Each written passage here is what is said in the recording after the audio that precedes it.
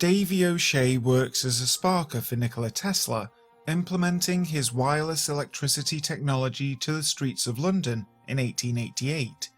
He's also on the lookout as a detective for Scotland Yard during the peak of Jack the Ripper's gruesome spree. Visited by a strange man one night out on the job, Davy is presented with the legendary sword Excalibur, and upon touching it, learns he is a descendant of King Arthur himself. Now armed with the knowledge of his famed ancestor, Davy joins forces with other descendants of the Round Table to search for King Arthur's true nemesis. Always 2 steps behind, however, and with more of the Ripper's victims piling up, Davy must find a way to get ahead in order to stop both past and present adversaries. Lamplight is the first ever Keepers novel created by A. David Barrett.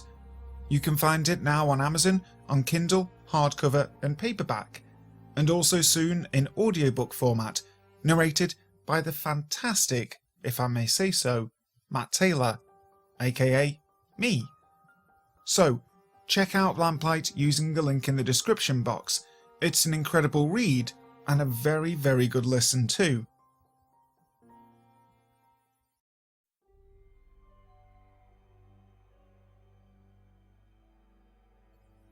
Greetings to those who watch below.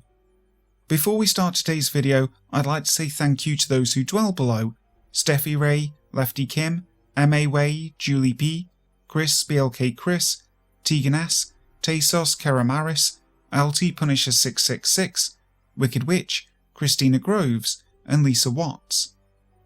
I know I haven't been as active as I should be recently.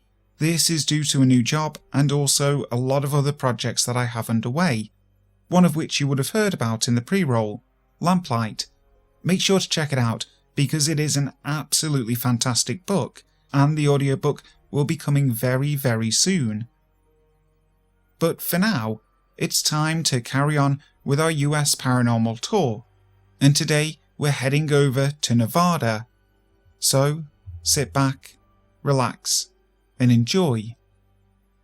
Hauntings in Vegas by Giovanna425. I was visiting my best girlfriend in Vegas last year, and she had a generous mansion in Henderson, Nevada, 10 minutes from the Strip. The first night, I woke up to the feeling of being watched. But more than that, I was sleeping, but saw a dark shadowed man leaning over me. I figured it was a dream and went back to sleep. The next day, I told my friend, and she confessed that her place was haunted.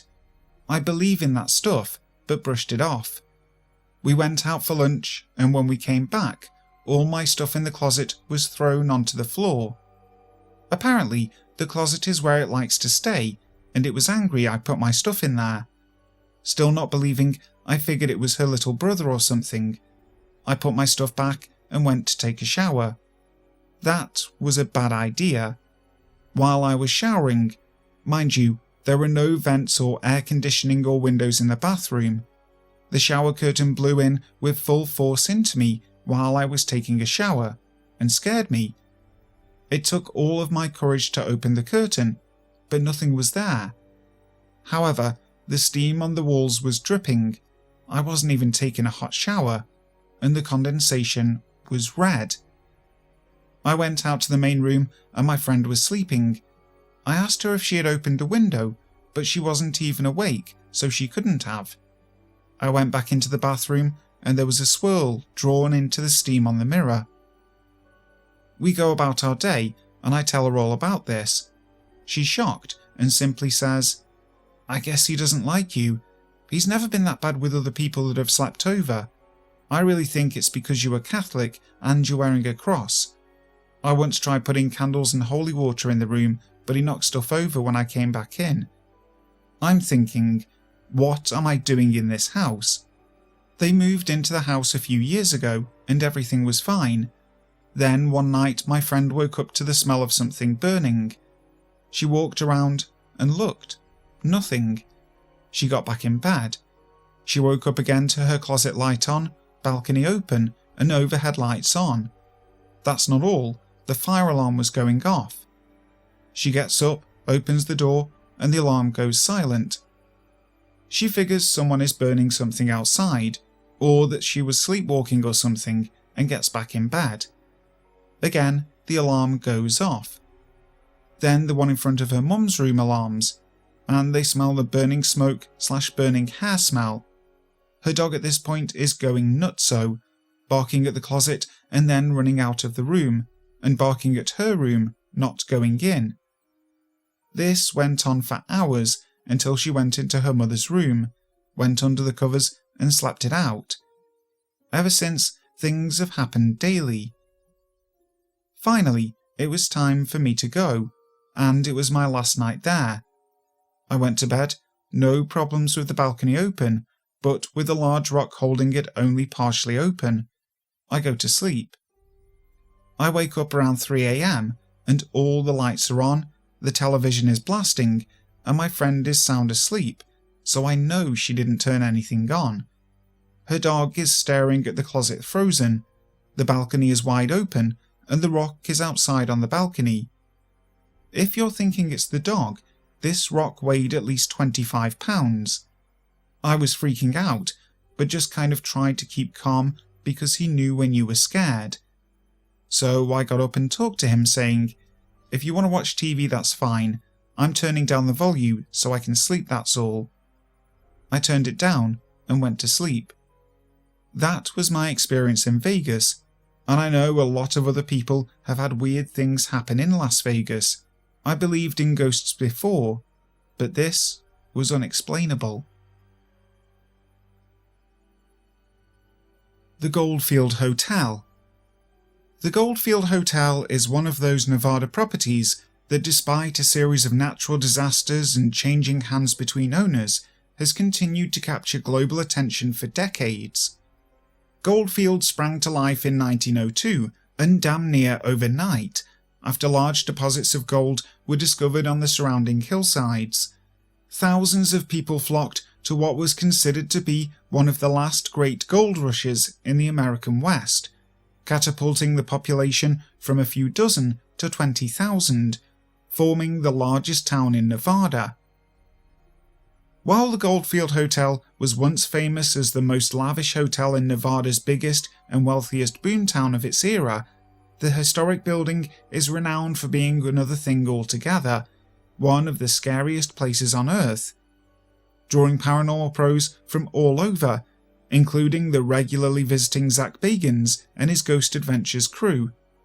More than $80 million in gold stemmed from the mines surrounding Goldfield, which promised nothing but the best of the best for Goldfield residents and anyone who wanted to visit and stay in the famous Goldfield Hotel, welcoming some of the most successful politicians, bankers, ladies of the night, gunslingers, and everyone else in between.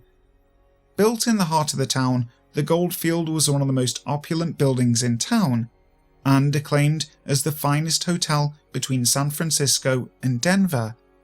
Champagne was rumoured to have flowed down the grand staircase during the opening ceremony, which celebrated the property's 154 rooms. Each room featured telephones, electric lights, and a heating system, all luxuries that during the era most people had yet to experience or just couldn't afford.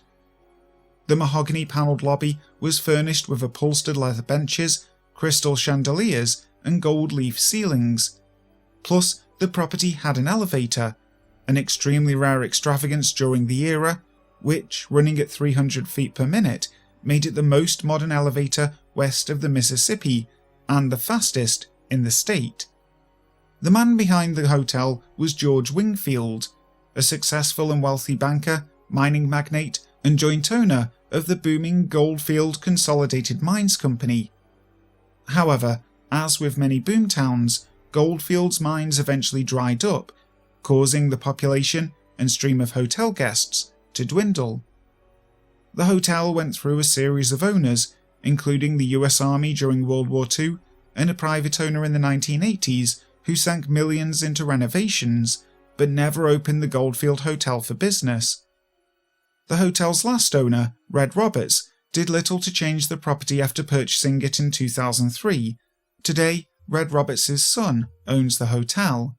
Reportedly, there are several ghosts at the old hotel, the most famous of which is a woman named Elizabeth. According to the legend, Elizabeth was a prostitute that George Wingfield visited frequently. When she turned up pregnant, she claimed the child was Wingfield's, who for a while paid for her to stay away, fearful of how the scandal might affect his business affairs. However, when she could no longer hide the pregnancy, Wingfield was said to have lured her into room 109 of the hotel, where he chained her to a radiator. Supplied with food and water, she was left there until her child could be born. Reportedly, she cried out over and over for mercy, only to be met with silence. Some say that Elizabeth died in childbirth, but others contend that Wingfield murdered her after the child was born. Her baby was then thrown into an old mining shaft. Afterward, rumours abounded that Elizabeth continued to visit Wingfield, and the sound of a crying child could sometimes be heard coming from the depths of the hotel. When the apparition of Elizabeth has been sighted, she has been described as having long flowing hair, wearing a white gown, and looking sad as she paces the hallways, calling out to her child. Others have reported her being sighted in room 109, which is often described as being intensely cold, and on one occasion a ghostly figure appeared in a photograph of the room. However, most people report that while their cameras function normally everywhere else in the hotel, they refuse to work in room 109. Two more ghosts who reportedly committed suicide in third-floor rooms of the hotel have been sighted by more than a dozen people. While their identities are unknown, one is said to be a woman who hanged herself, while the other is said to be a man who jumped to his death from the hotel. In what was once the main dining room, called the Gold Room, an evil spirit, named the Stabber, is said to randomly attack those who cross the threshold with a large kitchen knife. Though the Stabber has never physically harmed anyone, he is said to have frightened many before immediately disappearing after the attack. Near the lobby staircase linger 3 small spirits, including 2 children and a little person, that are said to be pranksters, sneaking up behind people and tapping their backs before giggling and dancing away. Finally, George Wingfield himself is said to haunt this old hotel, making his presence known by his cigar smoke. Others have reported finding fresh cigar ashes in his first-floor room. His presence has also been sensed near the giant lobby staircase. Thing on the Porch by ChildOfTheLotus. My story is actually a little bit complicated to tell. First, I have to explain that I used to have dreams about my guardian spirit. At different times, he would guide me through problems in my life, give me strength, or explain things that I couldn't understand while I slept. I have only lived in one home that a person died in, and that is when I started having this recurring dream. There was about 7 years out of my life that I lived away from my childhood home, which I live in now. During this time, I lived in a mobile home that an old woman died in. The owner told my family that the lady that died in the house was her mother, and that she was obligated to tell us before we stayed in the house. The lady said her mother was very kind and a petite old woman that was suffering from emphysema. The old woman died peacefully with all her family gathered around her, so my family felt confident that staying in the house would be fine. When I turned 17, I was staying in the house with my then best friend. My mother and brother were living in another house on the same property. While I lived at the house, I had a couple of strange but gentle experiences. I would hear light footsteps in the hall, and sometimes the lights would turn on in the middle of the night. I knew this was the spirit of the old woman that had died there. I wasn't afraid of her because she never did anything violent or frightening. But shortly after staying in the house, things started to change. My then friend worked at night, so I was home alone most nights. My room was about 8 feet from the front door, so the porch was right by my window. I didn't have curtains at the time, so I covered my window with posters, so I couldn't see outside and no one else could see into my room. Now that I have explained that, I'll get to the actual frightening haunting. At night, not every night, I started dreaming of my guardian on the roof. He was on his hands and knees, knocking on the roof like a door. The dreams would only last a few seconds. He would knock on the roof and say things like, "That's not me on the porch," or "Don't open the door." I would always wake up to these loud sounds on the porch, like someone heavy stomping on it or running from the ground and leaping onto it. The first time it happened, I thought it was just a big dog or something like that. But the incidents started happening more often at night, and they started getting more and more violent. There would be the stomping or the running/jumping, and followed by that, something would bang on the door really hard or rattle the knob, as if trying to turn it open. It would scare the living daylights out of me, because I would hear light sounds on the roof as well, like footsteps on the tin. It happened all the time, and it got scarier and scarier. Oddly, the back door was way weaker, but nothing ever happened around the back door. It was always wreaking havoc on the front porch and door, and almost every night prior to the bangs, I would have the warning dreams of, "That's not me," or "Don't open the door." When my friend was off work, some nights he slept straight through the banging, but every once in a while he would wake up and ask me what was going on. I would always say something like, "I don't know, but please don't open the front door," or "I don't know, but stay in my room tonight because I'm scared." At times when my cats decided to sleep in my room, I would cuddle them until they probably couldn't breathe out of being scared. But they didn't seem too bothered by the sounds. I'm sure both cats heard them because their heads faced the direction of the sounds, but if they were already settled, they didn't seem to care. This whole situation never made sense to me. It couldn't have been the old woman, because I know what her spirit was like, and she was already in the house. What was that thing that was trying to get in from the porch? It must have been something scary, otherwise I wouldn't have those dreams. I never once saw anything on the porch, no shadows through the window covering, no dents or scratches on the door the following days as evidence of an attempted break-in. We had one of those peepholes in the front door, but I never got out of bed to see what may, or may not, have been there. Robb Canyon. About 15 miles north of Lake Tahoe, just west of Reno, there is a small canyon that runs to the north and south called Robb Canyon. A serene, beautiful valley that was a haven to get away to. That all changed in the early 70s when someone exploring the canyon made a gruesome discovery. A hiker exploring Robb Canyon discovered what was thought to be human remains partially sticking out of the dry desert soil. When the police arrived, the unearthed body of a woman and 3 men that appeared to be transients or homeless people were found. It is thought that the spirits of these souls lost in this desert canyon have not gone. Over the years since the discovery, many claim to hear strange, blood-curdling screams coming from Robb Canyon. Many people exploring the canyon have seen what are known as shadow people, dark, human-like figures that are not actual people, but some sort of dark phantoms from the afterworld. Many exploring the canyon at night never make it very far, as they are overcome by feelings of dread and fear. They end up leaving not long after darkness falls. There have even been reports by some who claim that they have been held down by some unseen force. Robb Canyon is now part of Rainbow Ridge Park in Reno, Nevada, and is considered to be one of the most haunted places in the western United States.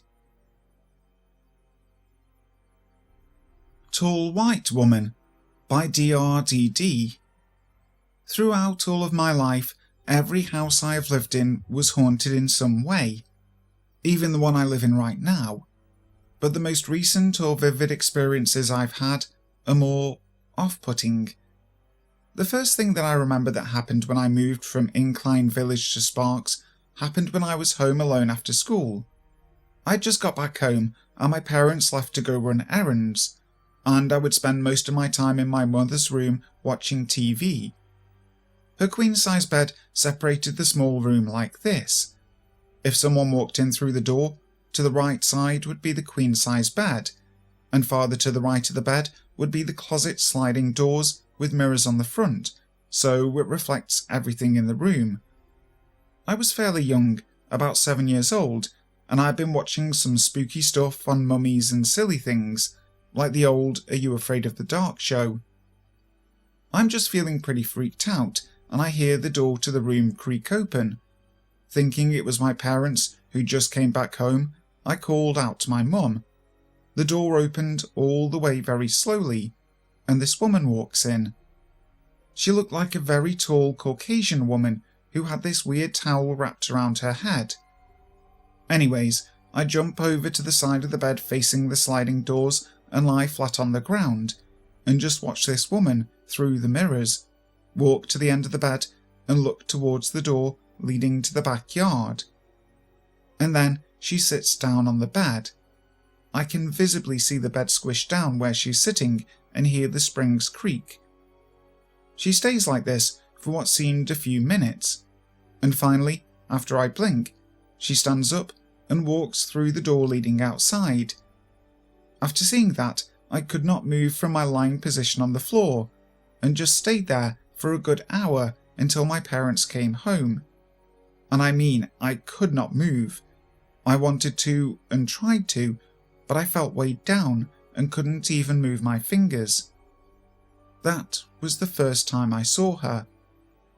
The second time I would see her would be when we moved into a nearby neighbourhood in Sparks, about 15 minutes away walking. This is the place I currently live in.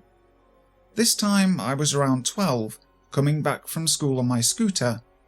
I remember I had had a terrible day. I had gotten into a fight with my best friend at the time and was not feeling too happy going home.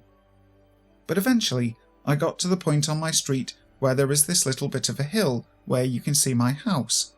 So I start racing down this small uphill really fast, and I reach the point where my next door neighbour's house starts and everything slows down to a snail's crawl and goes black and white.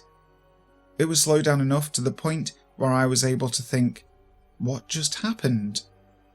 I eventually reached the part of his yard where there is a tree almost dead centre, and I see the same woman in white walking behind the tree in the direction I was coming from, and as she passes completely out of sight behind the tree, everything returns to normal, full speed and colour, and I crash against the curb in front of my house, pretty hard. That was the last time I saw that particular woman. Hi guys, thank you so much for listening to today's video. I really do hope you enjoyed it, and that the wait was worth it. I'm going to be trying to be uploading more regularly at the moment. It's just a case of getting my head around all the different projects and things I have going on at the moment. So, until next time, sleep tight.